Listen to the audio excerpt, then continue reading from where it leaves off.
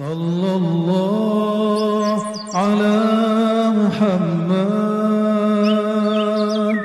صلى الله عليه وسلم.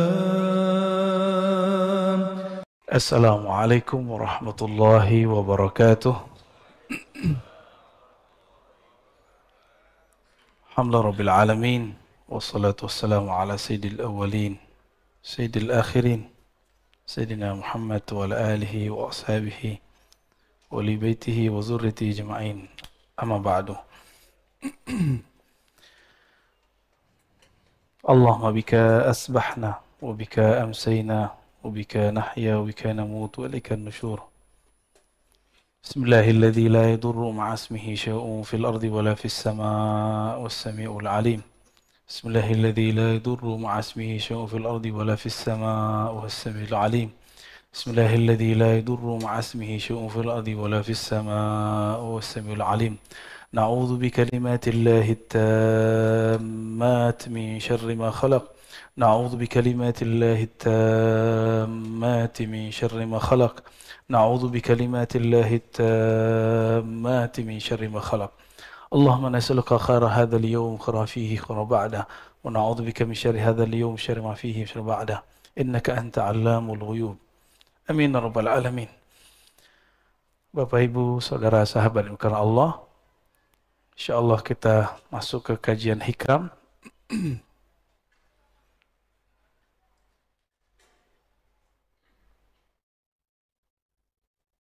Insyaallah kita masuk ke hikam yang 48 dan 49 ya. Sedapatnya nanti ya. Mari kita baca surah Al-Fatihah. Semoga Allah membuka pikiran hati kita semua dan memberkahi pengarang kitab ini, Al-Arif Billah Ibn Athaillah As-Sakandari. Al-Fatihah. A'udzubillahi minadh rajim. Bismillahirrahmanirrahim. Iyyaka na'budu wa iyyaka nasta'in. Ghairil maghdubi 'alaihim waladdallin. Beliau mengatakan min alamati mautil qalb. Tulisannya jelas ya. Min alamati mautil qalb. Yang ini dia, yang saya kasih bintang. Min, di antara alamat, tanda-tanda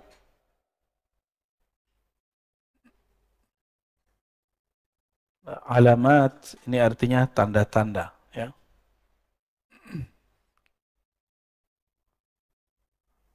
Jadi udah jadi bahasa Indonesia. Kalau dalam bahasa Indonesia alamat tempat, alamat ini nih. Nah, jadi ada dua makna dalam bahasa kita. Alamat dari kata alam. Alam artinya tanda, ya. Di antara tanda-tanda mautil qalb, matinya kalbu. Jadi kalau kita ditanya kapankah kita mengetahui kolbu ini mati, kolbu sudah mulai ada indikasi dia bakal mati. Jawaban beliau ada dua. Yang pertama, adamul huzni, tidak ada huzn. Masih ingat nama kitab La Tahzan? Nih, huzn. Kata bendanya huzn. Tidak ada rasa sedih ala ma fataka minal muwafaqat, terhadap taat yang engkau luput mengerjakannya. Ala ma fataka, terhadap yang telah luput darimu minal muwafaqat, daripada ketaatan. Ya, muwafaqat artinya ketaatan. Kita enggak tahajud atau enggak sempat witir, tapi enggak ada perasaan sedih. Bukan putus asa, sedih. Berarti kolbunya ada indikasi mati. Mati separuh lah, ya, mati seperempat lah. Ini mulai hati-hati. Apalagi yang disebut muwafaqat. Tahajud itu taatnya badan. Taat nafsiyah namanya. Muwafaqat ya. Ada yang di badan. Ada yang di akal. Kajian-kajian yang bermutu, kuliah-kuliah yang bermanfaat, itu amal juga, taat juga, tapi taat akliyah. Kita tidak mengikuti kajian-kajian bermutu, kuliah-kuliah yang bermanfaat, dan tidak merasa menyesal, nggak merasa sedih, berarti akalnya mati, gitu. Ya, malam tadi witir nggak? Witir itu kalau di torikot saya wajib, bukan fardu, wajib. Jadi saya membedakan fardu dengan wajib. Fardu 5 waktu. Kenapa disebut wajib? Karena Nabi SAW, idza tarakahu qadah. Nabi jika meninggalkannya, Nabi mengqadanya. Dan mengqadanya lebih serius daripada salat-salat yang lain. Kalau salat yang lain itu masih ada opsi-opsi dari beliau. Dan wajib ini juga bisa diartikan sesuatu yang didisiplinkan. Jadi Nabi mengqada amal-amal sunnah yang sudah dibiasakan. Zikir pagi petang, ketinggalan nama kita, diqada enggak? Nah, zikir pagi petang ini sebenarnya ada tipsnya kalau kita lagi sibuk. Zikir pagi petang itu yang inti adalah subhanallah, alhamdulillah, la ilaha illallah, Allahu akbar, la haula wala quwata illa billah, salawat 100. Semuanya 100. Antum lagi sibuk 10-10. Sibuk juga, yaudah satu napas deh baca 7 kali. Ya. Subhanallah, alhamdulillah, la ilaha illallah. Yang penting ada zikirnya, pagi, sore, pagi, sore, pagi, sore. Tapi kita sesibuk apa sih? Hah? Kayaknya punya kesibukan apa gitu. Adakah sesuatu yang lebih menyibukkan dari Allah Subhanahu wa ta'ala? Apakah ada sesuatu yang lebih besar daripada Allah Subhanahu wa ta'ala? Saya capek, saya nggak sempat witir. Ya salah. Ya. Bisa capek-capek untuk dunia, tapi tidak mau berlelah payah untuk akhirat. Wajar kalau nanti di akhirat jadi miskin. Karena di dunia tidak mau kerja keras untuk akhirat. Orang yang malas-malas waktu mudanya, tuanya gimana? Ya kismin. Susah nanti, menyusahkan orang dia nanti. Orang-orang yang tidak belajar di masa mudanya, tuanya dia juga nyusahin orang alim. Tapi orang alim ini senang disusahin. Ya.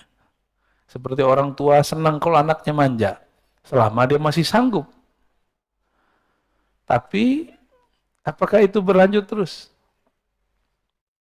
Maka wajar Al-Quran itu nggak bicara ibtaghi minat dunya, ibtaghi dunya. Enggak, cari dunia, enggak ada ayatnya. Yang ada cuma ibtaghi fima atakallahu daral akhirah. Yang kamu cari akhirat, yang kamu berlelah, bersusah payah itu akhirat. Maka temukanlah akhirat kita di dalam pekerjaan. Saya sering menyebutkan, Bapak Ibu, temukan akhirat di dalamnya. Ada akhirat di dalam kerja kita. Tahmu di dunia, jangan kamu lupa. Nasib. Nasib bahasa Arab artinya jatah. Al-Quran cuma mengatakan, jangan lupa. Bukan berarti 50-50. Ini banyak juga ustadz nih nggak ngerti bahasa Arab, coba-coba nafsir. Ini dalil 50. 50% akhirat, 50% dunia. Itu mentafsir dengan hawa nafsu. Dalam Al-Quran, siapa yang mentafsir birra'yihi, falitabawwa maq'adahu minan nar. Yang mentafsir sesuai dengan ra'yunya, hawa nafsunya, maka siap-siap tempat duduknya dari neraka. Ya, dari api. Hawa nafsu itu bisa hawa nafsu diri, hawa nafsu kelompok. Ini hati-hati nih. Ini hari tanggal berapa? Ini banyak juga orang lagi rame nih. Ya. Saya sudah jelaskan di banyak kesempatan dan saya nggak mengulang di sini ya. Dan nanti jangan ditanyain ya Pak Mirwan ya.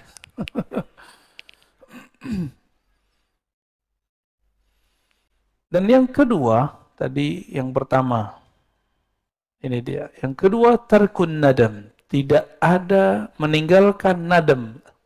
An-nadam artinya penyesalan. Ala ma fa'altahu min wujudiz zallat.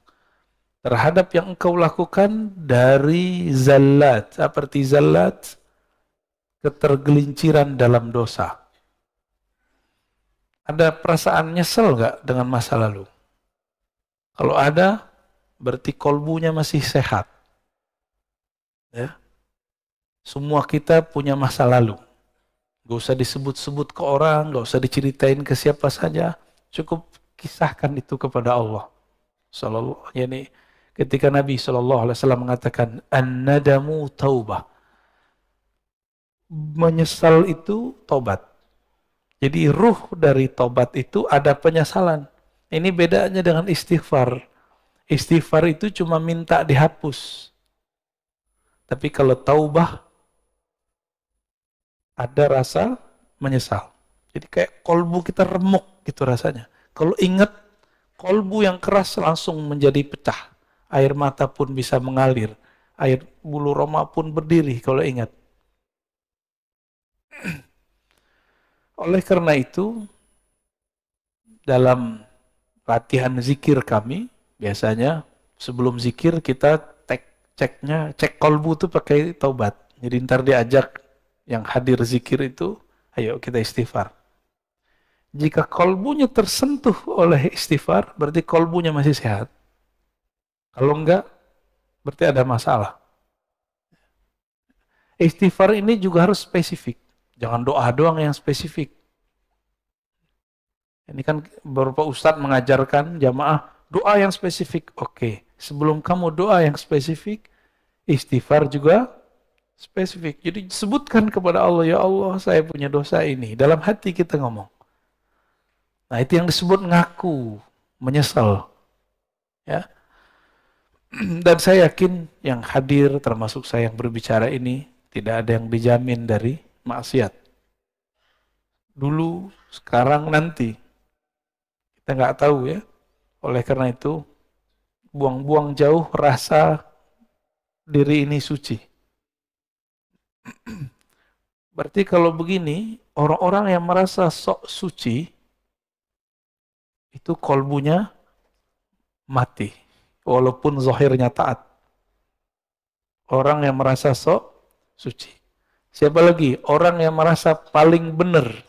Orang yang merasa paling benar tidak akan pernah menyesali perbuatannya. Benar nggak? Nah, ini sisi lain. Kalau tadi dosa zahir, sekarang dosa intelektual, dosa spiritual. Salah satu dosa spiritual, indikator kolbunya mati, dia tidak pernah menyesali pemikirannya. Tidak pernah insaf. Tidak pernah mundur, merevisi kata-katanya. Seorang Rasulullah masih merevisi kata-katanya, apalagi cuma seorang ustadz. Apalagi seorang pimpinan. Rumah tangga kah, suami istri, kita harus membuang ego itu. Jangan sok perfeksionis mengatakan, saya kalau begini ya begini. Itu namanya keras hati, bukan pendirian. Kalau jelas salah, katakan salah. Oh, berarti saya salah. Kok kolbu susah untuk mundur? Barangkali kita kurang mencahayai kolbu dengan nama Allah Al-Latif. Maka saya menyarankan diri saya sendiri dan antum semua baca nama Allah Ya Latif. Imamuna Abdul Hasan Asy-Syadzili menganjurkan baca Ya Latif, ya. Ya Latif. Itu 129. Baru ada efeknya. Ya Latif, Ya Latif, Ya Latif. Wahai yang maha lembut. Wahai yang maha halus.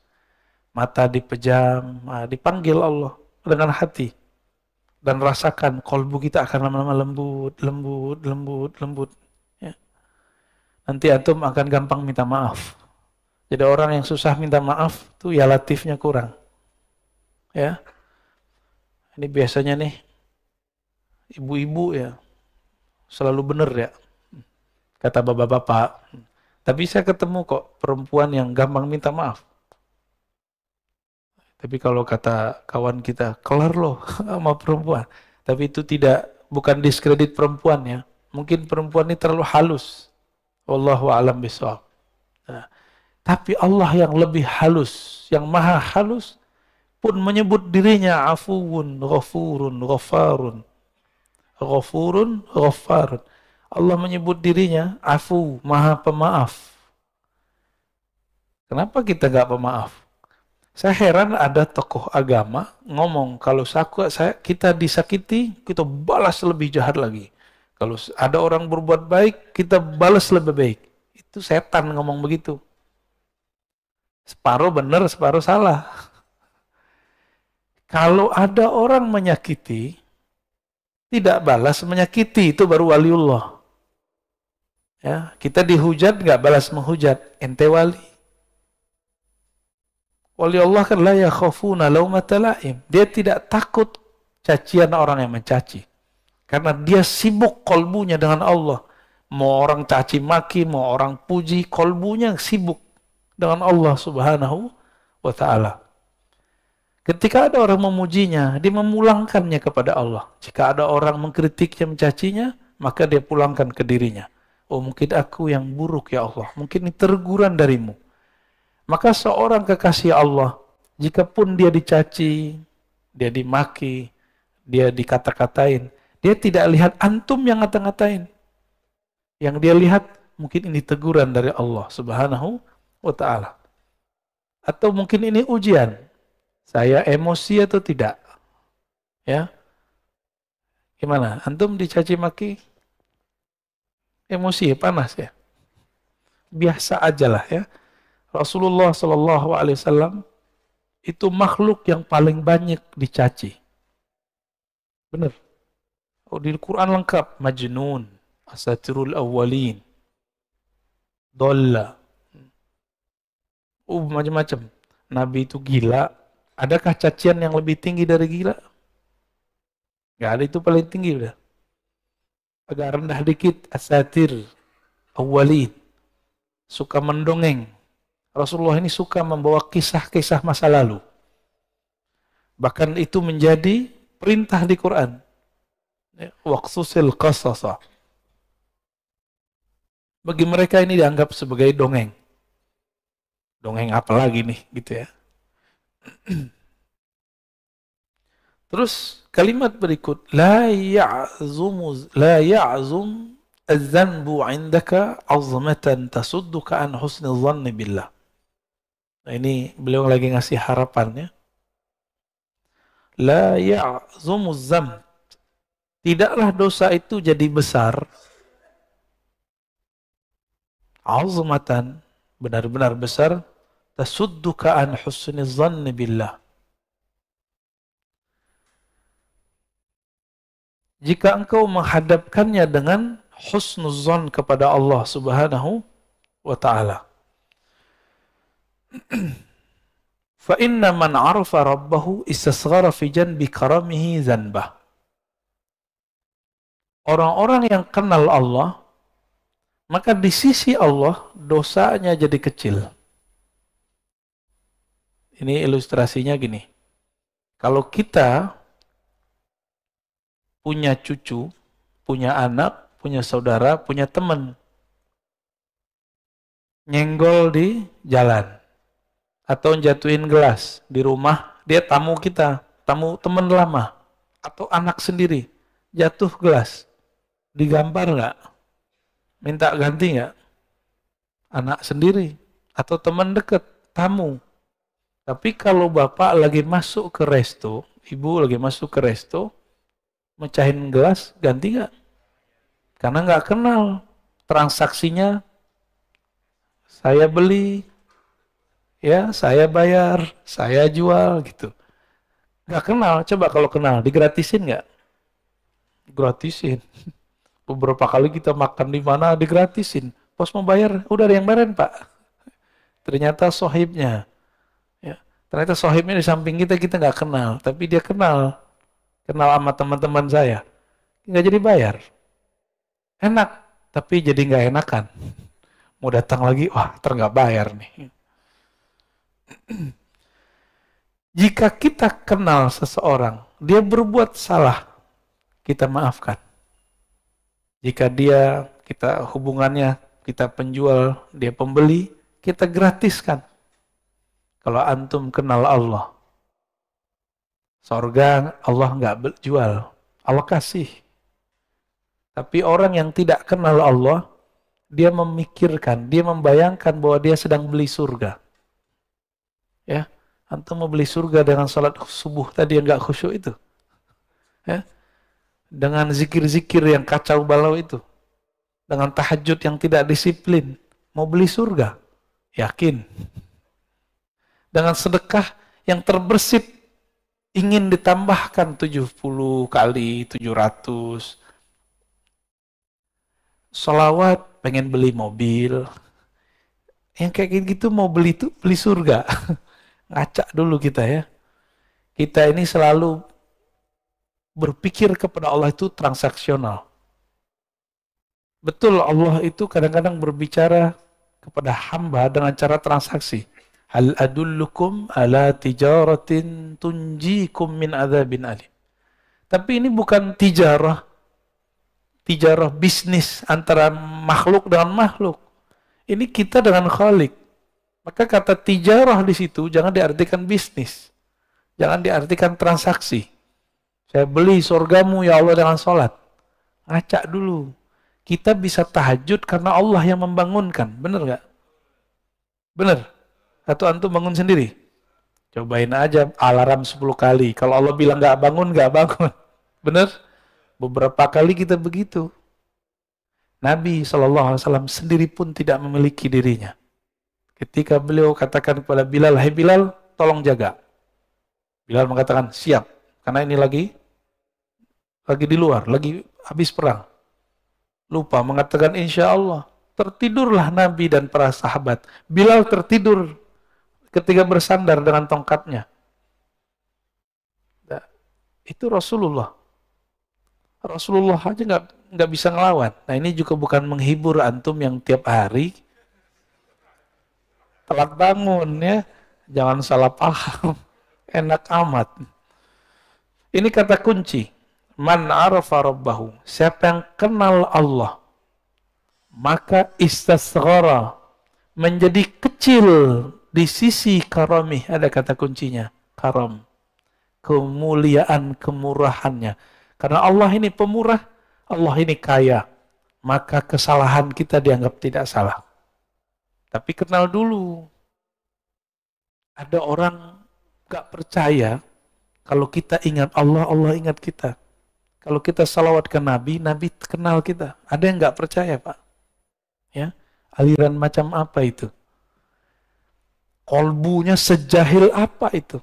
Nabi mengatakan, "Man shalla alayya sallallahu alaihi asyara marrat." Yang salawat kepadaku sekali, Allah bersalawat kepadanya 10 kali. Orang yang mengucapkan salam kepada Nabi, Nabi mengatakan, "Raddallahu alayya ruhi." Allah kembalikan rohku. Fa'arudda hatta arudda alaihi salam. Lalu aku membalas salamnya. Berarti Nabi kenal gak? Nabi kenal. Dalam hadis yang sahih riwayat Imam Bukhari, ya, bahwa Nabi SAW mengatakan, "Inna a'mal ummati uridat alayya." Atau uridat alayya a'mal ummati. Amal umatku ditunjukkan kepadaku. Nabi kenal sama kita. Ada seorang sahabat yang sirru Rasulullah, sirnya Nabi, ketemu dengan sahabat lain. Begitu juga Salman ketemu sahabat yang lain. Dan mereka kenal, padahal belum pernah ketemu. Apa kata sahabatnya? "Arafa ruhi ruhak." Rohku kenal rohmu. Jadi sahabat-sahabat udah bicara ilmu roh dulu. Kita yang udah telat ya. Sampai sekarang orang masih bertanya, "Wah, Nabi aja nggak dikasih kok tentang ilmu roh." Itu salah tafsir. Yang tidak diberi itu ahli kitab. Coba perhatikan. Yas'alunaka 'anir ruh. Mereka bertanya kepadamu mengenai hakikat alif lam ar-ruh. Ya. Lalu ada lafaznya wa ma utitum minal ilmi illa qalila. Tidaklah kamu diberi. Siapa kamu? Antum. Antum itu Yang nanya tadi siapa? Ahli kitab, Yahudi. Tidaklah kamu, wahai Yahudi, diberikan ilmu ini kecuali sedikit. Maka sampai hari ini, Yahudi pasti mencari orang yang bisa mengurai ilmu ruh. Jika ketemu, bukan bagian dari mereka, bunuh. Musuhi, serang. Begitu. Diserangnya bagaimana? Oh, sekarang cara mereka menyerang pakai orang dalam. Ustadz lawan ustadz. Kiai lawan kiai. Bukan wali lawan wali, Pak. Wali setan lawan wali Allah ya. Ya. Kalau wali Allah nggak mungkin perang dengan sesama wali Allah. Sayyidina Umar dilaporkan oleh orang bahwa ada sahabat Rasulullah Ahlul Badar mabuk-mabuk. Udah dijilid itu dipukul. Terus orang ini mengatakan, yang lapor, wahai Umar, ya Amirul Mukminin, laknat saja dia. Kata Umar, ente boleh hukum dia secara fisik, tapi tidak boleh melaknatnya. Fa innahu yuhibbullaha wa rasulah. Dia sangat cinta kepada Allah dan Rasulnya. Jadi Umar membedakan hukum zahir dengan hukum batin. Hukum zahirnya kalau dia salah dihukum, diiqab, kena sanksi. Tapi batinnya kita nggak boleh main. Batinnya urusan dia. Umar ngerti, apa kata Umar? Hati dia cinta kepada Allah dan Rasulnya. Yang laporin ini yang masalah nih, hatinya nggak hidup ini. Fa inna man arafa rabbahu, ya. Siapa yang kenal Allah, istasghara, maka di sisi Allah menjadi kecillah zanbah, dosa-dosanya. Maka ada ungkapan dalam sebuah riwayat, man nazarallahu ilaih lam yu'azibhu abadan. Siapa yang Allah pandang dia sekali saja dengan rahmatnya, maka Allah tidak akan menyiksanya selama-lamanya. Maka orang-orang Ahlul Badar ini kan dipandang Allah sekali waktu Badar. Allah tidak akan pernah menyiksanya. Umar tahu itu, maka Umar tidak berani bermain hukum batin, hukum rohani. Dia cukup main hukum zahir. Ya. Itu peminum loh, Pak. Pemaksiatnya zahir, nggak ada urusan sama politik. Sayyidina Umar beda pilihan, beda sikap dengan Ali. Mereka jontok-jontokan. Tapi dalam bab kemaslahatan, Umar dan Ali sepakat. Suatu kali Umar Ibn Khattab radhiyallahu ta'ala anhu ingin keluar kota, memimpin pasukan langsung. Datang Ali pakai kuda. Apa kata Ali? Ya Amirul Mukminin, jika engkau mati di tengah jalan, lalu siapa yang ngurus Madinah? Ini tanda Sayyidina Ali tidak nafsu jadi khalifah. Tidak seperti yang diklaim banyak orang. Ini hadis sahih. Apa kata beliau? Jika kamu nanti perang dan engkau mati di tengah jalan, engkau mati di medan juang, lalu yang ngurus kami siapa? Kami masih butuh engkau, wahai Umar. Kira-kira begitu.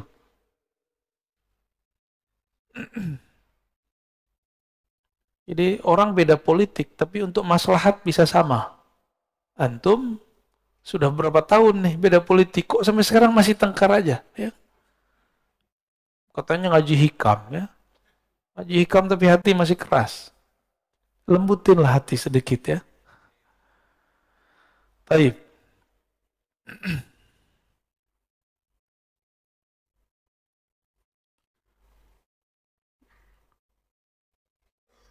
Nomor 50. Ya.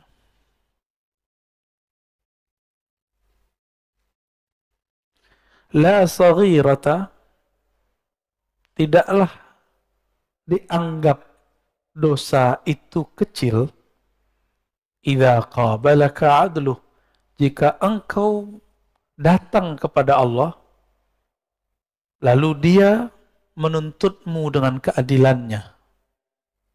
Jadi jangan pernah minta keadilan Allah. Ini kayaknya ada yang minta-minta keadilan Allah ya. Ada yang berani minta keadilan Allah? La saghirata, tidak disebut dosa kecil jika Allah menanggapimu dengan keadilannya. Jadi jangan pernah mengatakan, Allah nggak adil nih. Jangan pernah ngomong gitu. Kok kita yang kena corona? Kok zaman kita yang kena corona? Gitu. Jangan ngomong gitu ya. Orang yang berbicara seperti itu berarti nggak kenal Allah. Bahwa Allah itu sudah banyak memberi rahmat untuk kita.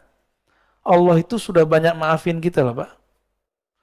Di zaman dulu satu dosa itu langsung diikop. Sekarang udah berapa kali dosa kita lakukan Allah nggak langsung ikop. Maka ini Allah kasih kesempatan supaya tidak mengulang kembali. Kalaupun terulang balik aja lagi ya. Jangan kemudian putus asa. Tidak ada kata putus asa kepada Allah. Ini dia adil. Oleh karena itu Imam Abul Hasan Al-Asy'ari mengatakan, mintalah rahmatnya. Jangan engkau pernah minta keadilannya.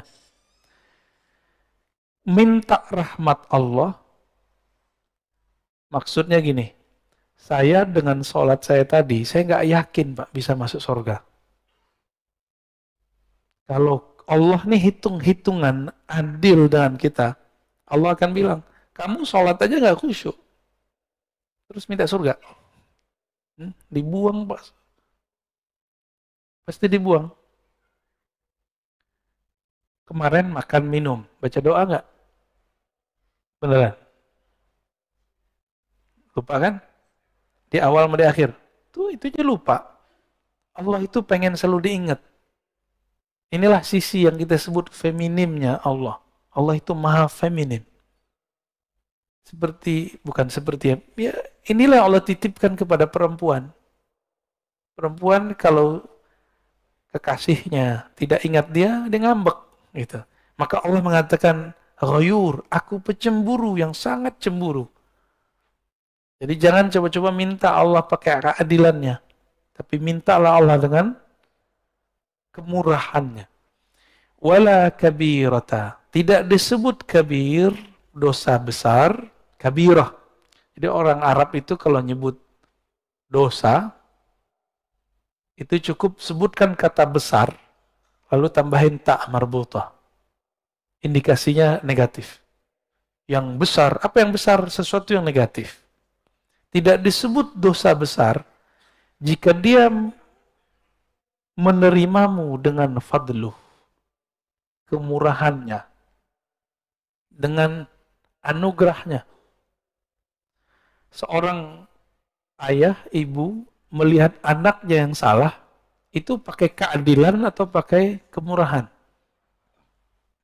Jadi kemurahan hati orang tua, maka dia kemudian memaafkan itu anak. Jika seorang ayah kepada anak-anaknya seperti itu, apalagi Allah kepada hambanya. Allah itu lebih sayang kepada kita daripada orang tua. Ya. Sama orang tua sayang-sayang, tapi tongkarnya selalu. Ya. La saghirata ila qabadaka adlu. Tidak disebut dosa kecil jika Allah menerimamu dengan keadilan. Tidak disebut dosa besar jika Allah menerimamu dengan kemurahan. Ya.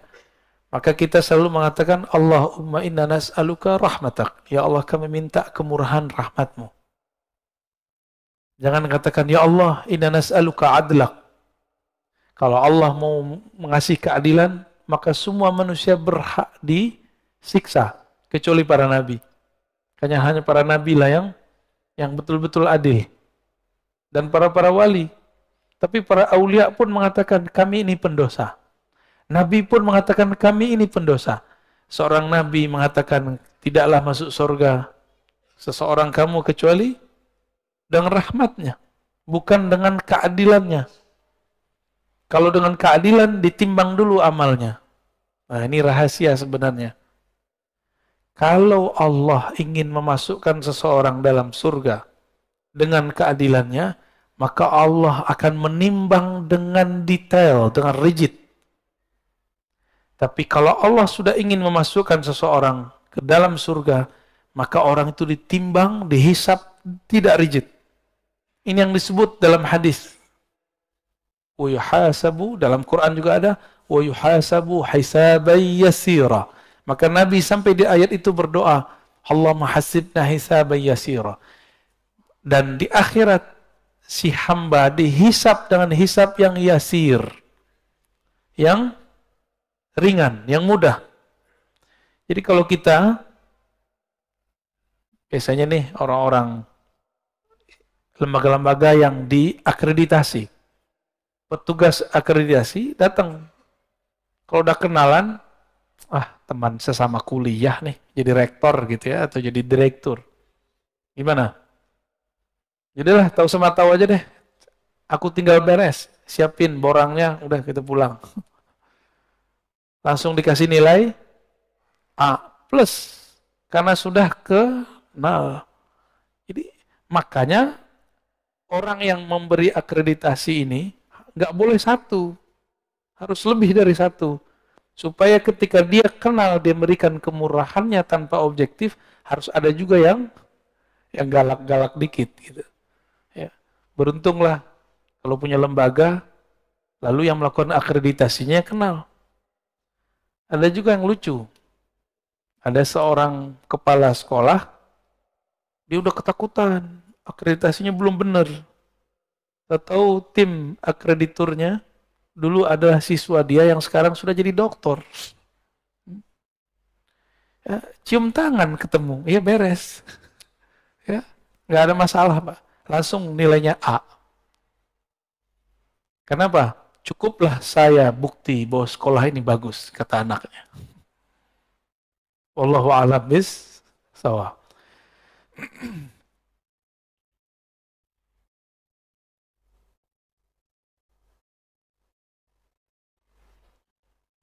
Masih lanjut? Semangat amat ya. Oke, kita lanjut ya, 51. Ini kayaknya hikam terbanyak nih. Ya. La amala arja lil qulub min amalin yaghibu anka syuhuduh. Nah ini kayaknya salah ketik ya. Ini kalau bersanad tahu Pak di mana salahnya. Kalau nggak bersanad nggak tahu. Ini kelirunya di sini. Lil qabul. Ini bahasa Arabnya lil qabul. Kebalik sama dia ya. Tidak adalah amalan yang diharapkan untuk lebih diterima. Qabul. Qabul bahasa Arab. Para masyayikh, para habaib kalau penutupan pengajian, penutupan doa, qabul gitu ya. Gabul. Kalau habaib hadrami ngomongnya gabul. Kalau kiai-kiai yang fasih bahasa Arab, qabul. Qabul diterima. Nggak tahu entah cocok logi entah apa, nasinya namanya kebuli. Ya. Sepertinya cocok logi yang cocok ya. Tidak ada amalan yang lebih cepat diterima oleh Allah min amalin, melebihi satu amalan.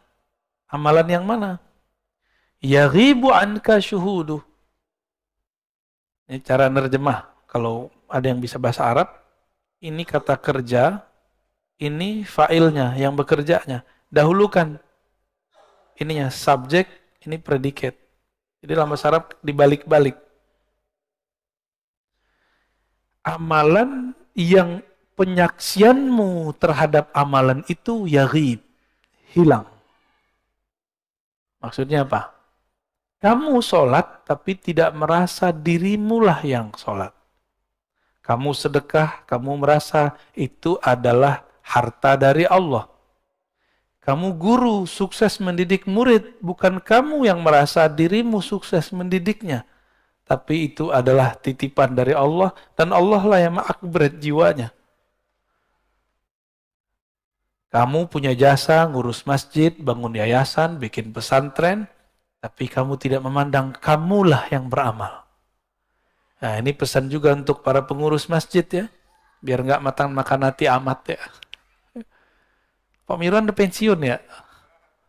Waduh.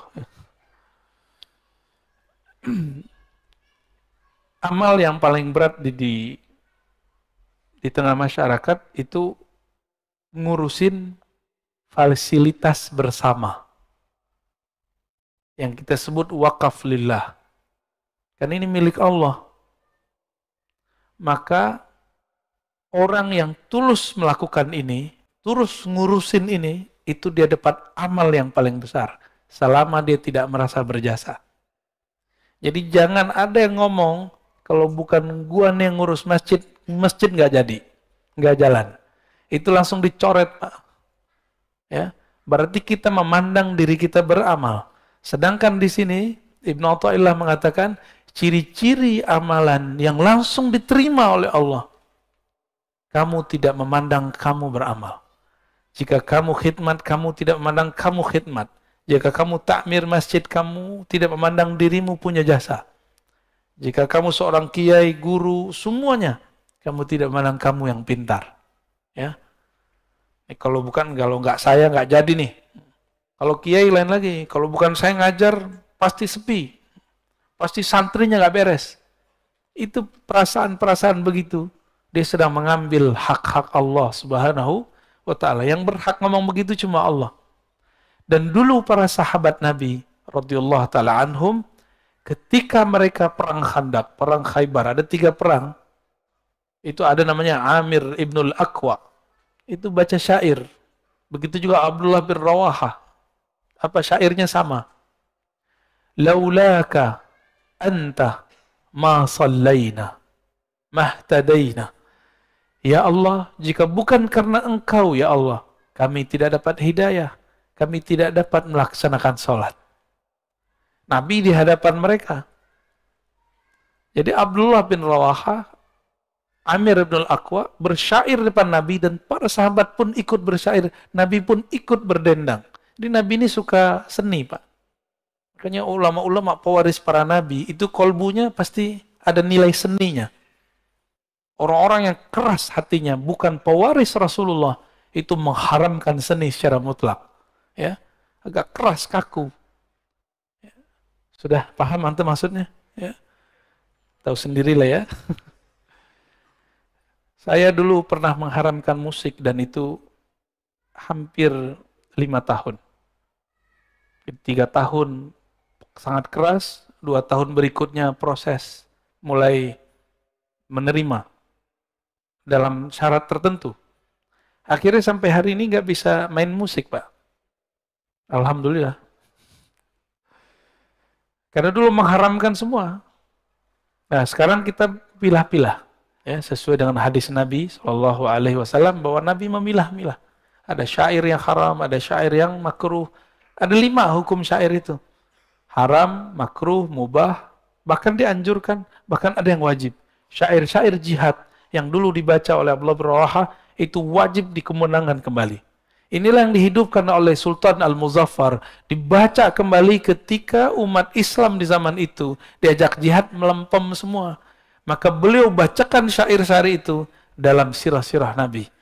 Inilah awal maulid Nabi di tengah umat Islam Sunni, bukan dari Syiah. Ya, ini masjid ini ada maulid nggak kemarin?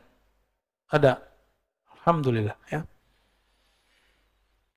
Wa yuhtaqaru 'indaka wujuduh, dan dianggap remeh di sisimu wujud amalmu. Nah, ini ciri-ciri orang yang amalnya diterima 2 aja. Dia tidak memandang beramal dan memandang jasa-jasanya kecil. 2 aja. Nah, kita masuk yang mana? Ya. Saya kaget di beberapa masjid itu pengurus-pengurus lama itu ngomong, Ustadz, naik tuh alisnya. Kalau bukan karena saya, ini masjid tidak jadi. Ya salah. Ini masjid Allah, ente nggak ada juga Allah jadiin ya. Cuma nggak mungkin saya ngomong begitu sama dia kan. Ya, tersinggung dia. Sebenarnya saat itu saya tersinggung.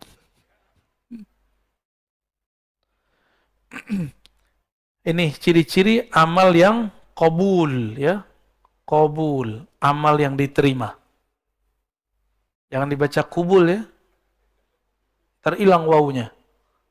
Kubul tempat keluar berak tuh. Ya. Nauzubillah, jangan salah baca ya. Inilah yang disebut dalam ilmu ma'rifatullah fana fillah. Ya, orang sering nyebut fillah, bener gak? Gaya kayak ngerti aja ya. Sering nyebut begini gak? Fillah, lillah, billah. Kalau nggak ngerti gue jangan baca lah, malu kita. Ya, lillah aja gampang. Fillah jangan sebut. Fillah ini berat. Fillah itu dalilnya wa man jahada fina lanahdiyannahum subulana. Siapa yang mujahadah fina di dalam kami. Itu maksudnya apa tuh? Dalam cinta kepada kami, menghilangkan dirinya dalam diri kami, menghilangkan sama basarnya dalam sama basar kami, menghilangkan amalnya dalam amal kami, perbuatannya dalam perbuatan kami. Allah masih nyebut kami loh di situ. Lanahdiyannahum subulana. Kami baru tunjukkan jalan-jalan, banyak jalan bukan satu, menuju kami. Ya, kalau syariat jalannya satu. Tapi kalau jalan rohani, kalau sudah dibuka jalannya banyak. Itu sebabnya banyak thariqat. Kalau mazhab cuma 4. 4 mazhab, syariatnya sama. Cuma pemahaman yang beda. Tapi thariqah bisa banyak. Thariqah sufi, thariqah para aulia. Karena dalil tadi. Lanahdiyannahum subulana. Ini pakai lam taukid dan nun taukid. Sungguh benar-benar kami akan tunjukkan jalan-jalan kami. Jadi banyak jalan menuju Allah. Siapa yang dia mendapatkan itu? Orang yang lebur, tidak memandang amalnya. Kita menyebutnya fana fillah. Fana, tenggelam, karam dalam Allah. Orang kalau sudah benar cintanya, egonya habis. Ini suami istri, mohon maaf ya yang sudah menikah. Antum belum benar-benar mencintai kekasih kalau masih merasa berjasa. Kalau masih butuh kata-kata terima kasih. Walaupun sehari-hari kita harus begitu. Kalau masih belum percaya dengan pasangan. Pasangan kita keluar, mulai ada kekhawatiran. Ntar dia digoda ini, ntar dia ngelirik ini. Berarti kita nggak ada percaya sama dia. Betul, jangan percaya sama pasangan. Percayalah dengan Tuhan dia. Maka kalau pasangan kita keluar, kita katakan, ya Allah, aku titipkan pasanganku kepadamu. Aku titipkan anak-anakku kepadamu. Begitu. Guru dengan murid sama. Guru capek kalau semua urusan murid diurus sama dia. Urusan dunia, akhiratnya, lelah. Maka seorang guru nggak boleh juga jumawa. Ya, nggak boleh juga merasa sok berjasa. Dia cukup katakan, ya Allah, hanya engkau yang urus mereka. Bapak ini kan banyak pengalaman rohaninya. Juga banyak bebal rohaninya. Ya. Itu kalau satu-satu saya harus dengerin curhatnya, telinga saya hilang sebelah kali Pak. Ya. Nggak mungkin. Maka Bapak curhatlah kepada Allah. Saya pun mendoakan semoga kita diterima oleh Allah Subhanahu wa Ta'ala. Udah syuruk Pak.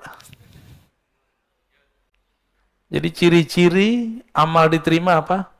Jadi ilmu tasawuf, ilmu mengetahui amal diterima apa enggak. Nanti antum coba lihat. Barusan subuh merasa soleh enggak? Merasa dapat pahala dunia dan seisinya enggak dengan sholat sunat tadi? Aneh enggak yakin. Orang takbir aja enggak jelas. Takbir aja ngantuk-ngantuk. Ya. Baru ingatnya pas assalamualaikum. Baru ngeh gitu. Jadi gerakan itu cuma karena sudah biasa. Jadi kayak orang silat, kalau sudah mulai takbir, ngikutin aja. Begitu kita tidak kuat menahan gejolak pikiran itu kemana-mana. Tanda bahwa kita ini tidak bisa menguasai diri sendiri. terus antum menguasai orang lain. Ya.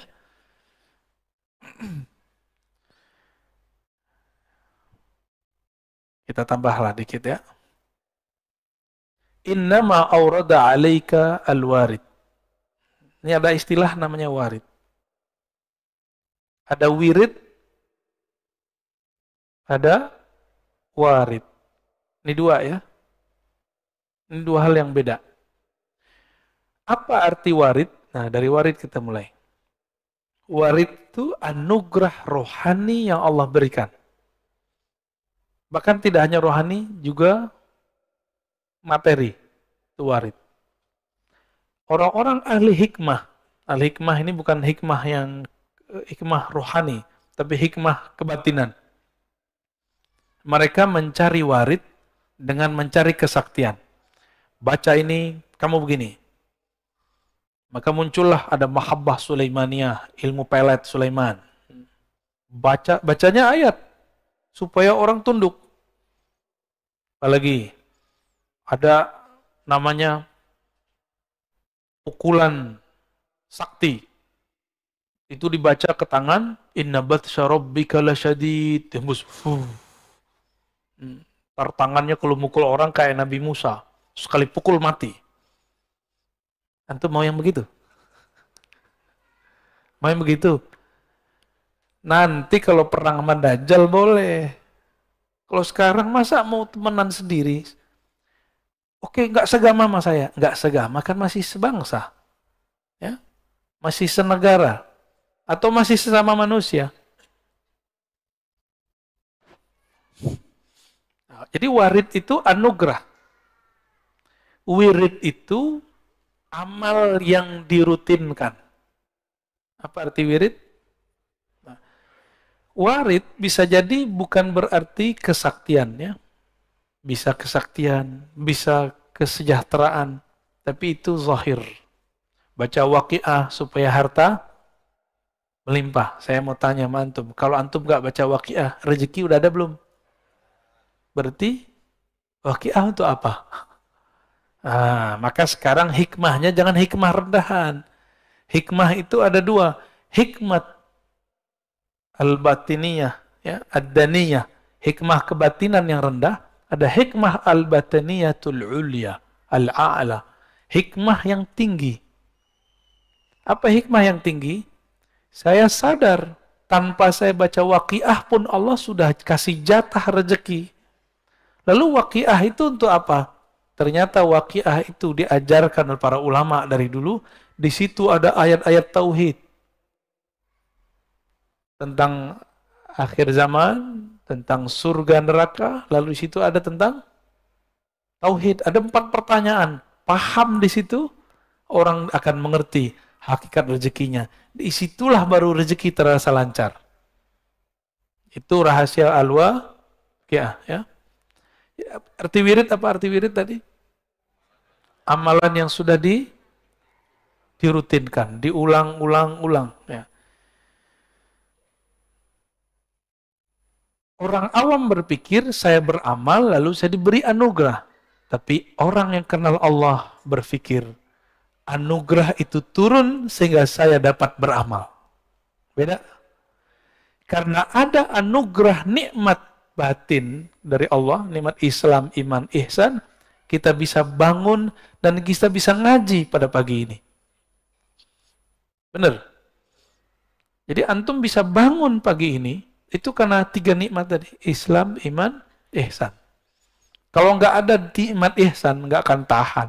Ya. Bangun jam berapa tadi Pak? Ada yang jam 2. Ada jam 3. Ya. Yang ini tadi itu ngantuk-ngantuk gitu. Jam 1 dia bangun tadi itu. Mau nemenin saya jam 1 dia bangun. Paling jauh nih Pak, nggak tahu. Antum ada yang lebih jauh nggak? Bekasi. Hah? Bekasinya nggak tahu, ujung kali ya. Jadi kita diberikan nikmat. Dengan nikmat itu kita bisa taat. Ini rumus orang arif billah, orang kenal Allah. Tapi kalau orang jahil billah, dia taat, merasa taat, lalu dengan taat itu dia merasa dapat nikmat. Ini kalau saya nggak sholawat nih, masjid nggak rame. Ada yang ngomong gitu nggak? Hah? Ini pesantren kalau saya nggak baca Quran nih, nggak ada cahayanya. Cahaya itu turun dahulu ke dalam hatimu, baru kamu bisa baca Quran. Jangan dibalik. Karena nur itu jatuh ke dalam kolbumu, barulah kamu bisa bangun di pagi ini. Baru bisa kemudian mendengarkan taklim. Kira-kira seperti itu ya. Jadi jangan GR. Nah, maka dikatakan di sini, innama aurada alaikal warid. Allah memberikan warid litakuna bihi alaihi waridan, supaya kamu dengannya warid itu, dengan anugerah itu, alaihi terhadapnya waridan, datang. Ini waridan di sini artinya datang. Warid yang pertama artinya anugerah. Tuh beda, satu jumlah, satu kalimat, lafaznya sama, artinya beda. Kalau nggak bersanad nggak bisa paham. Inilah nikmat bersanad. Kita bisa memahami sesuatu tanpa perlu keliru ya. Jadi warid yang pertama anugerah rohani. Warid yang kedua kamu datang kepada Allah SWT. Nah, tadi saya mengatakan apa? Karena nur itu turun kepada kita, kita bisa sholat tahajud. Bukan karena kita tahajud kita dapat nur. Gitu ya. Nur apa yang ada di kolbu? Ternyata disebutkan di dalam surat At-Taghabun. Siapa yang percaya kepadanya, may yu'min billah, percaya aja sama Allah, Allah akan bimbing kolbunya. Bimbingan kalau nggak pakai cahaya nggak bisa, ya. Allah kasih nur. Coba Bapak Ibu, kalau nggak ada cahaya bisa lihat nggak? Nah, cahaya batin itulah anugerah hidayah dari Allah Subhanahu wa Ta'ala. Inilah nikmat yang mesti kita syukuri. Ini terakhir ya.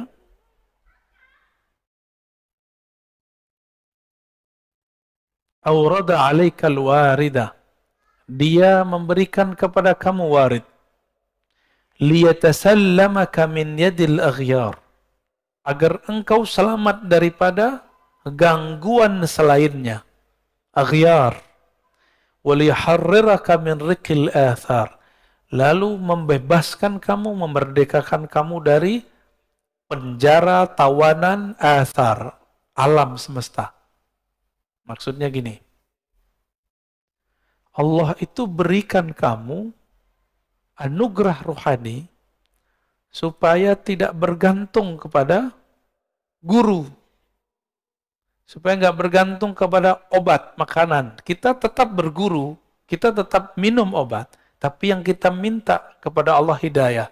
Ketika minum obat, gantungnya ke Allah. Apa yang kita gantungkan? Aku meminta kesembuhan darimu ya Allah. Sehingga nanti jika obat habis, nggak panik.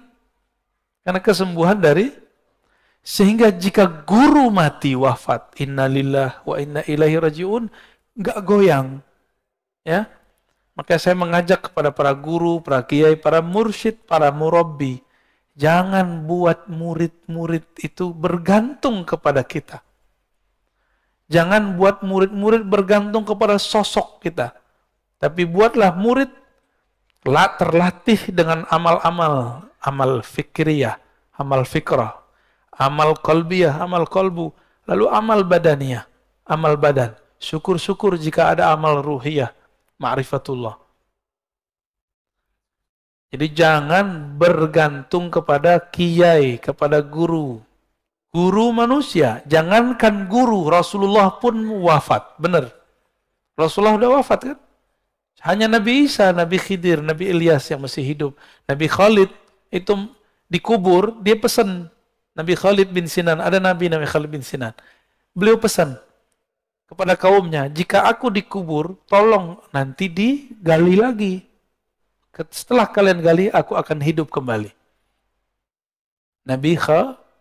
Jadi Nabi Khalid itu belum mati, Pak. Maka sekarang di alam barzakh, Nabi Khalid itu masih aktif. Ya. Begitu imam-imam kita menjelaskan, Ibn Arabi dan imam-imam yang lain. Nabi Khalid bin Sinan. Jadi masih ada nabi di alam. Nah, itulah yang diungkap dulu oleh Allah yarham Al-Habib. Siapa yang baru meninggal itu, yang majzub juga, Ja'far Al-Kaf ya. Antum percaya atau tidak? Dia mengislamkan orang di dalam kubur. Itu ilmu asrarnya Sayyidina Khalid alaihissalam.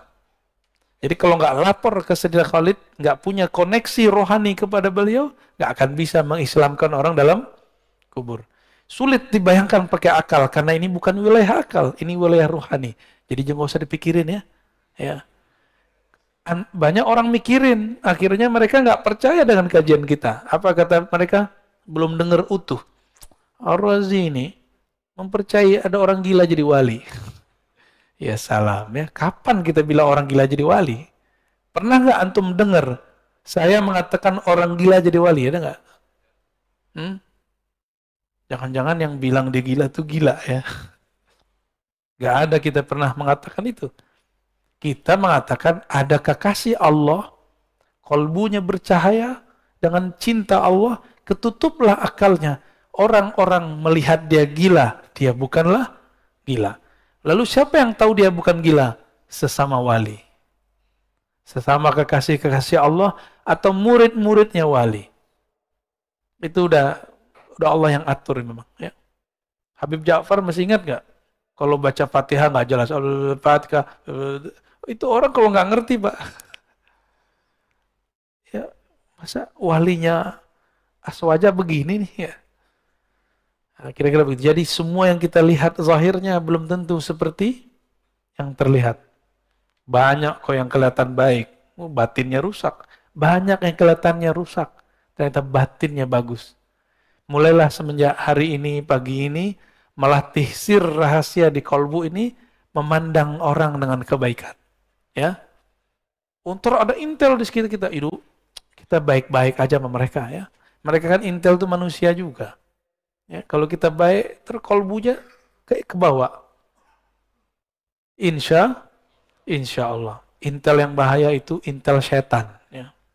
Kalau intel dunia mah, ya masih gampang, Pak. Intel setan nggak bisa berubah. Kerjanya ngadu domba. Nanti dia bawa setan tuh tubuh manusia. Nanti datang ke ustadz apa, diceritakan yang bukan kita, tapi si ustadz tuh nanti benci kepada kita.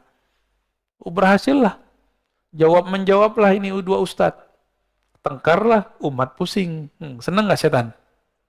Antum mau kami begitu? Jadi jangan adu-adu kita ya. Nggak mau kan jadi intel setan? Oke.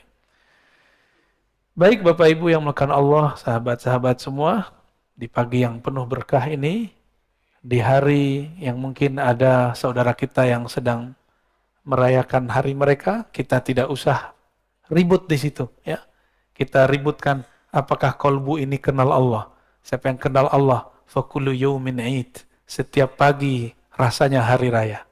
Ya, tidak perlu nunggu Idul Fitr dan Idul Adha. Mungkin ada dua pertanyaan, silakan satu dari laki-laki, ikhwan, akhwat. Satu ya, silakan satu dan belakang dua ya. Silakan.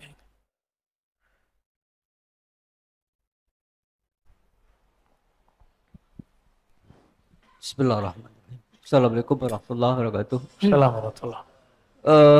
Ini yang terakhir tadi menarik sekali Ustaz, bahwa mengislamkan seseorang di dalam kubur.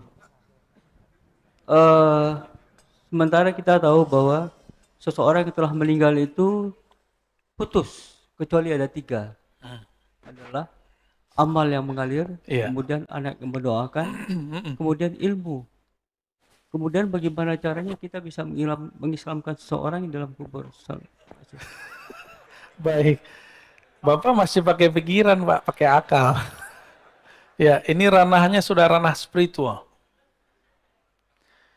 Yang mati itu jasad. Jasad Bapak kalau mati, mati sudah. Tapi Bapak tunggu nanti. Kalau jasad ini mati, ruh Bapak masih hidup. Dan itu bisa koneksi sama saya. Bisa koneksi sama orang. Kalau orangnya dia wali Allah, Bapak datang ke dia, dia ngerti. Datang nih yang nanya dulu nih. Karena ruh mengenal ruh. kolbu mengenal kolbu, akal mengenal akal. Contoh gampangnya gini, Bapak pintar bahasa Inggris. Ada orang ngomong bahasa Inggris. Ah, ini British nih. Ini Britishnya gaya-gayaan nih. Ini American nih. Ini gaya-gaya English jiran nih ya. Singapura. Kan unik-unik tuh ya. Ada juga ala Hong Kong kan. Ada yang Filipina juga. Wah, sama. Kami bahasa Arab juga sama. Orang kalau dengar, ini Arab gontor nih. Dengar lagi. Wah, ini Arab Jawa nih ya. Alhamdulillah. Ada lagi orang Sumatera. Bismillahirrahmanirrahim. Rahman. Roknya jadi ra semua, Pak. Wah, orang Sumatera nih ya. Tuh orangnya tuh. Kalau baca Assalamualaikum dengerin dia, Pak, lucu, Pak. Assalamualaikum warahmatullahi wabarakatuh. Kita jadi ngerti karena sering dengar. Orang-orang yang ahli rohani, mereka sudah terlatih rohaninya. Meskipun tubuh ini sudah hancur, dia masih hidup. Dan ahli-ahli rohani ini, sebelum meninggal, dia sudah meninggal duluan. Ini yang disebut mati sebelum. Makanya Sayyidina Umar diberi gelar oleh Nabi Muhaddatsun. Orang yang diajak Allah bicara. Jangankan cuma ruh, Allah aja bicara sama dia. Makanya ada 3 hukum dalam Al-Quran, itu lewat kalam Umar. Hukum jilbab salah satunya. Dulu istri Nabi nggak pakai jilbab. Nggak ada. Rambut terbuka. Karena dulu yang pakai hijab itu adalah ahli kitab. Walaupun sekarang gereja-gereja, sinagog udah nggak pakai hijab kecuali beberapa ortodoks, ya masih pakai hijab. Jadi kalau ada nih orang gereja, orang ortodoks menggunakan jilbab, bukan berarti mereka memalsukan agamanya supaya orang Betawi ikut mereka gitu, bukannya? Kan ada tuh gereja Betawi. Emang ada dalam ajaran mereka, Pak. Duluan mereka kali yang pakai jilbab, pakai hijab. Maka kita lihat ada istilahnya, Pak, suster gitu ya. Itu. Ahli rohani, jika mereka sudah terlatih, ya di sini ruhnya sudah bisa kemana-mana, Pak. Ya, Rasulullah. Gak usah Rasulullah lagi deh, Umar aja deh. Umar lagi khutbah, dia kirim panglima syariah di Irak. 2 bulan perjalanan, suaranya kedengeran sampai ke sana. Karena si Sariyah juga seorang wali, kata Umar, ya Sariyah al-Jabal, wahai Sariyah, naik ke gunung. Umar nggak pakai satelit, tapi dia tahu di belakang bukit ada musuh. Kalau si Sariyah ini jalan biasa aja, pasti disergap. Maka naik. Ini adalah teknik saingannya Umar, namanya Khalid. Khalid bin Walid ini kan Umar 2.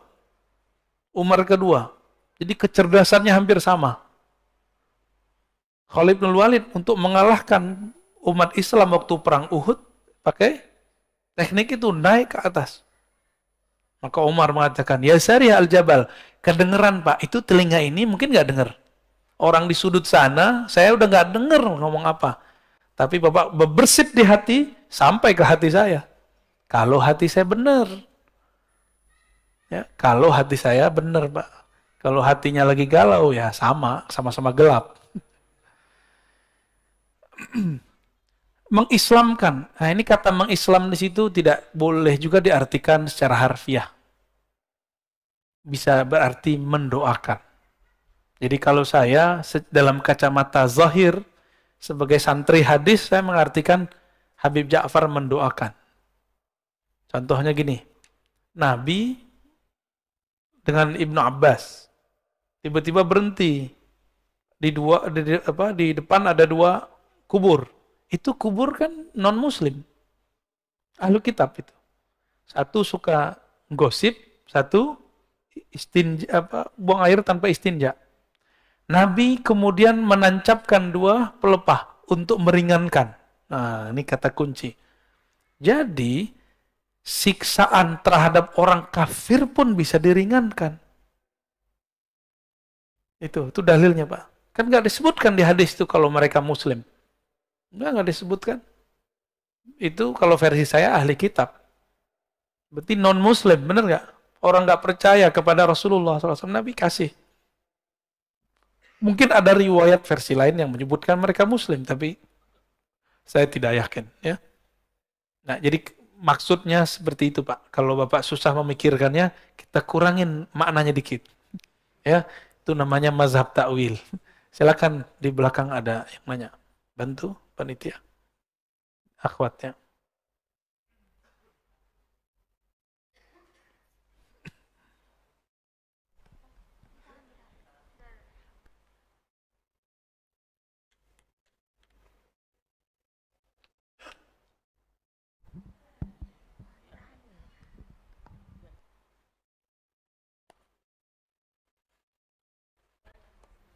Assalamualaikum warahmatullahi wabarakatuh. Waalaikumsalam warahmatullahi. Terima kasih yang diberi kesempatan kepada saya. Alhamdulillah. Semoga sehat Buya. Amin. Sekeluarga. Amin. Amin. Ada yang mau saya tanyakan. Ini juga dengan teman-teman saya, bukan atas pertanyaan pribadi. Yang pertama, apakah memang belajar zikir itu harus ditalkin? Dan oleh siapa nanti ditalkinnya? Misalkan kami ini teman-teman pada niat ke sana. Karena ada yang mengatakan tidak usah seperti itu, cukuplah zikir yang setelah sholat kan ada, sudah itu aja. Nggak mesti seperti itu banget, seperti itu, ada tanggapan. Nah, itu pertama. Yang kedua, bagaimana Buya mensikapi perjuangan Habib Rizik itu, seperti itu. Pak Mirwan yang jawab tuh. Oke, baik. Itu saja. Terima kasih. Assalamualaikum warahmatullahi wabarakatuh. Assalamualaikum warahmatullahi wabarakatuh. Yang pertama, yang kedua kalau sempat ya. Yang pertama tentang talqin. Nggak usah lah gitu-gitu amat. Nah, itu karena dia belum tahu rahasia talqin. Ya. Kalau kita mau tanya masalah zikir, jangan dengerin komentar orang awam. Atau ustadz yang awam dalam zikir. Ustadz ini kan juga ada spesialisasinya. Ada yang spesial sholawat. Ada maulidan mulu. Ya, talqin gak pernah. Ada yang cuma bid'ahin talqin mulu sama sholawat. Itu ada juga. Yang ngerti talqin, orang bersanad, karena talqin itu ada sanadnya kepada Rasulullah Sallallahu Alaihi Wasallam. Dalil talqin di Quran ada. Fa'alam annahu la ilaha illallah. Itu dalil talqin. Apa arti talqin?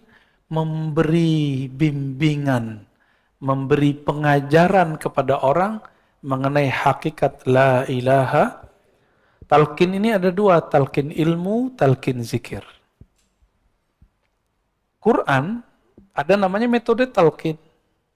Benar. Jadi sebenarnya kita sudah dapat talqin Quran. Kalau nggak ditalkinkan Quran oleh guru, kita nggak akan bisa baca Quran. Jadi Bapak Ibu ini dari dulu bisa baca Quran karena ditalkinkan. Talqin itu beliau baca, kita ngikut. Abatasa, kita ulang. Abatasa, itu talqin baca Quran, talqin ilmu. Ya, atau nggak usah belajar ya. Yaudah di rumah aja baca Iqra sendiri di rumah ya, baca Quran sendiri di rumah. Nah, jadi orang-orang komentar begini, dia nggak ngerti apa yang sedang dia komentari. Saya udah sering menyampaikan ini, tolong diingat-ingat. Wala taqafu ma laysa laka bihi ilm. Surat Al-Isra. Jangan kamu komentar, jangan berpendirian terhadap hal-hal yang kamu tidak mengerti. Ilmu itu pengetahuannya sudah jelas. Ujung pangkalnya, dalilnya apa.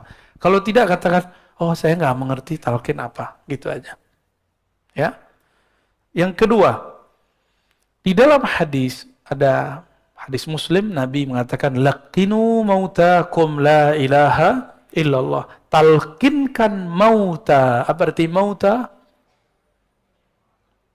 3 maknanya. Orang yang akan mati, yang sedang mati, yang sudah mati. Yang ngomong Imam Ibnu Rif'ah. Diulang oleh Imam Nawawi, diulang oleh Imam Subki, diulang oleh imam setelah mereka. Ada 3 makna ya. Apa aja? Ini bakal mati nggak? Berarti wajib talqin. Yang kedua, sedang. Yang ketiga, ya, dalam riwayat Imam Ibnu Abi Syaibah, Nabi ditanya, bagaimana untuk orang hidup, wahai Rasulullah? Nabi mengatakan, lebih baik, lebih baik.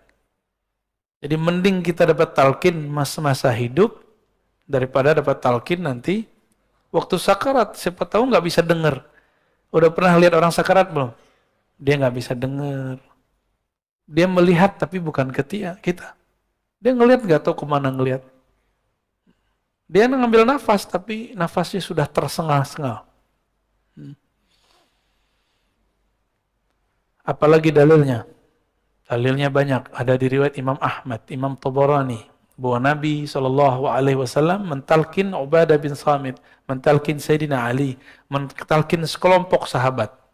Ada talqin jama'i, berjamaah. Ada talqin furoda, ya, sendiri-sendiri. Nggak tahu nih ahwalnya datang kapan nih saya mentalkin di sini. Tapi beberapa kawan sudah, ya. Karena mereka mau ngikutin baca ya Hayyu ya Qayyum setiap hari dengan jumlah yang sudah saya sebutkan, ya. Mungkin pada iri kali ya, waktu saya ke Martapura langsung talqin. Antum jangan iri, itu muridnya Abah Guru Sekumpul. Itu mereka tidak pernah meninggalkan maulid setiap pekan. Sholawat terus, nggak pernah sepi dari sholawat. Itu orang-orang Banjar sana. Mereka datang dari berbagai provinsi. Itu saya talqin di tengah hutan, Pak. Itu bukan tengah kota itu. Itu wilayah. Dulu sempat konflik. Itu kan gunung emas itu. Ditutup oleh pemerintahnya. Dijadiin tempat zikir. Canggih nggak tuh? Tadinya orang pada eksploitasi alam. Ngapain mereka di situ?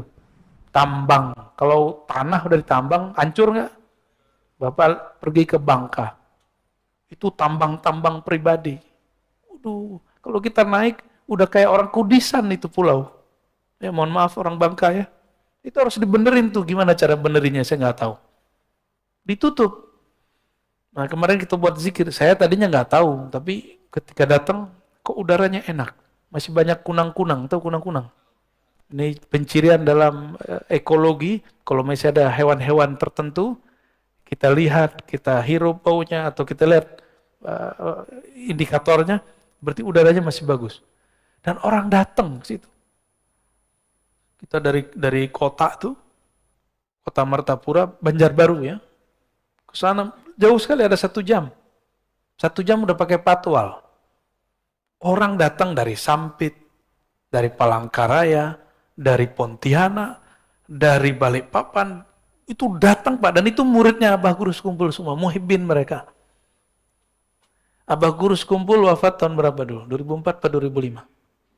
Ya, 2004 ya. Jadi mereka santri beliau, kalau setiap kali ada haul namanya, itu ramainya bukan main, jutaan. Pejabat aja nggak bisa masuk. Jadi mereka sudah muhibbin kepada wali Allah namanya Abah Guru Sekumpul itu wali Pak, la syak bila niza, ya nggak ada syak lagi.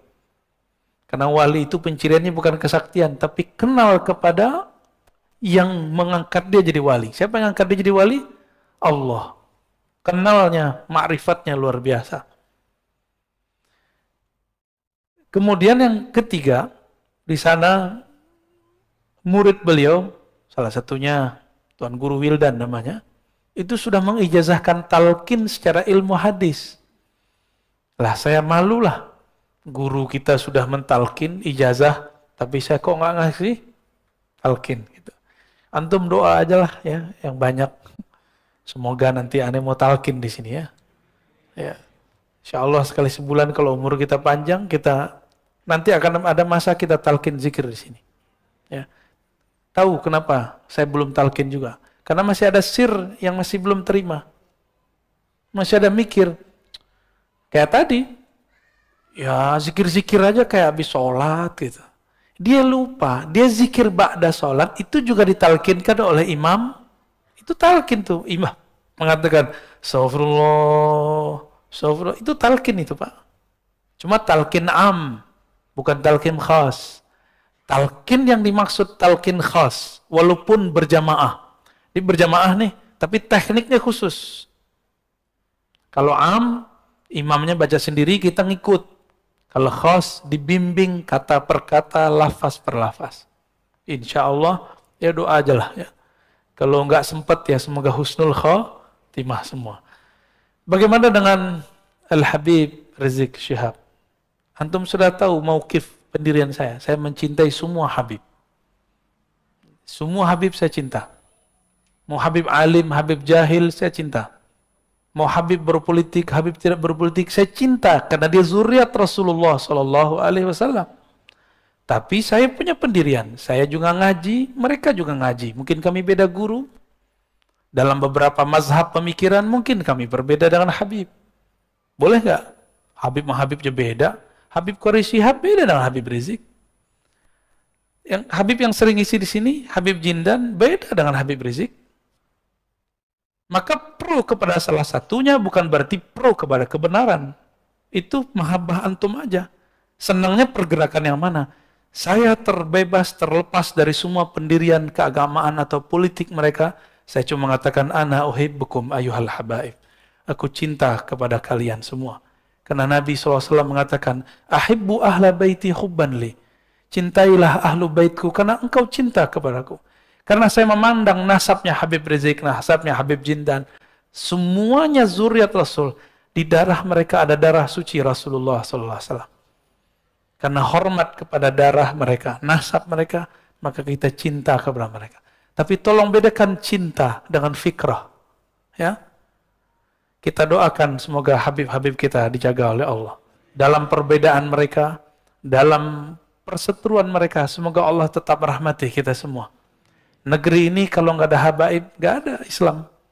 Itu Wali Songo. Semuanya yang masih diperdebatkan ini Sunan Kalijaga. Apakah beliau zuriat atau tidak? Ya.